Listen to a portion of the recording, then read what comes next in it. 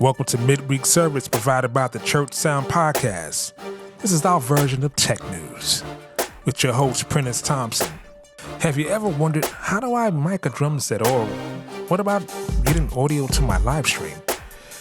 We're here for you. This is tech news, new product reviews, and everything you need to know about what you need to know.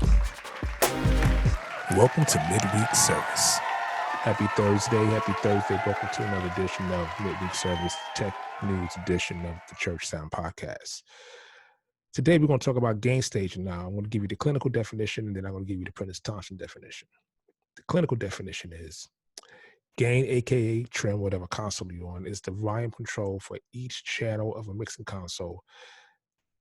The gain knob controls the volume being the input of the channel, not the amount of volume output through the channel. Now, it is important to understand that the gain staging is important because it determines how much volume you're going to have in that channel. All right, so when you're looking at gain staging, I want you to look at it as a water hose, okay? Now, if you have a house or if you ever wash cars or any sort with a water hose, you know that the power of your stream is really determined on how wide you open up the valve, or what we call the spigot. Now, if you open up the valve really, really wide and it's a lot of power going through, look at that as the gain, and look at the nozzle as the fader. So you can open up, the nose of the hose based on how much power is coming through, how much water is coming through the hose. So look at it that way. So for instance, if you have a guitar, guy's playing, distortion, it's going to be really, really loud. He wants it loud. That's the sound that it needs to have. So your gain staging will not be as open as, say, for someone singing with a light singing voice. So you would give them more volume going to the channel, and therefore balance it out on the fader. Now, the rule of thumb with gain staging is, if it's anything, you have to follow the signal. Every channel is different, because everything on a channel is different, right? And you really find out, you should really adjust your gain staging once you arrive, at wherever you're at, wherever you're mixing at, in sound check.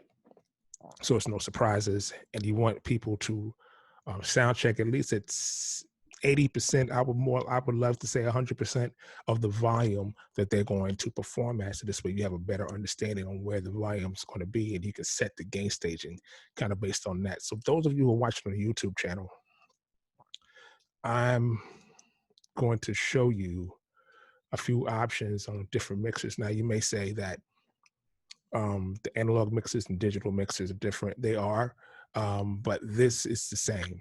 So I'm going to show you where they are now on the analog mixer. If you're listening, it will be on the very top of the channel of that mixer.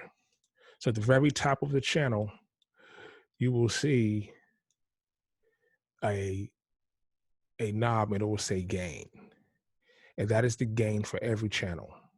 So you would basically set your gain level based on the amount of volume that you want coming into the fader. All right. On a digital mixer, same premise, but you have to select that channel. And if you see right here, in the central station, like on a digital mixer, you'll see gain, you see your EQ, you see compression, you'll see limiting, and you have to select the channel that you want to affect. So this way, it's the same premise. However, it's just a digital format of it. So in closing, make sure you get optimum sound check. So this way you can further best serve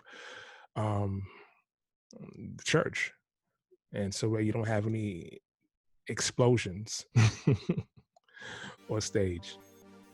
Hey, listen, thanks for tuning in. Make sure you tune in to our weekly Church Sound Podcast every Tuesday. on whatever platform you're on, and we're going to continue to give you the midweek service tech news every Thursday. Have a great one.